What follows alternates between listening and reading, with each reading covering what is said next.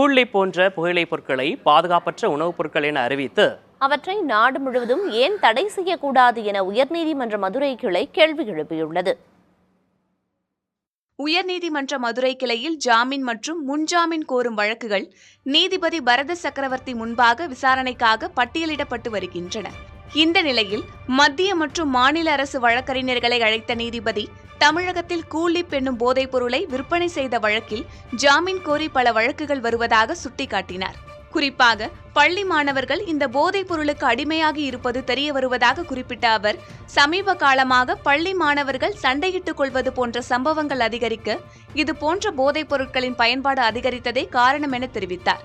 இளம் தலைமுறையினர் சிந்திக்கும் திறன் முற்றிலுமாக மறைந்து வருவதாக வேதனை தெரிவித்த நீதிபதி, நமது குழந்தைகளை நாம் எவ்வாறு பாதுகாக்கப் போகிறோம் என கேள்வி எழுப்பினார். தமிழகத்தில் உள்ள எல்லா பள்ளிகளிலும் கூலிப் என்னும் போதைப் பொருட்களை பயன்படுத்துவோர் இருப்பதாக தெரிகிறது என்றும் குறிப்பிட்ட நீதிபதி, அவற்றை நாடு முழுவதும் ஏன் தடை செய்யக்கூடாது என கேள்வி எழுப்பினார். இது தொடர்பாக மத்திய மாநில அரசுகள் தரப்பில் உரிய விளக்கம் பெற்று தெரிவிக்க உத்தரவிட்ட நீதிபதி பரத சக்கரவர்த்தி விசாரணையை செப்டம்பர் 20ஆம் தேதிக்கு ஒத்திவைத்தார்.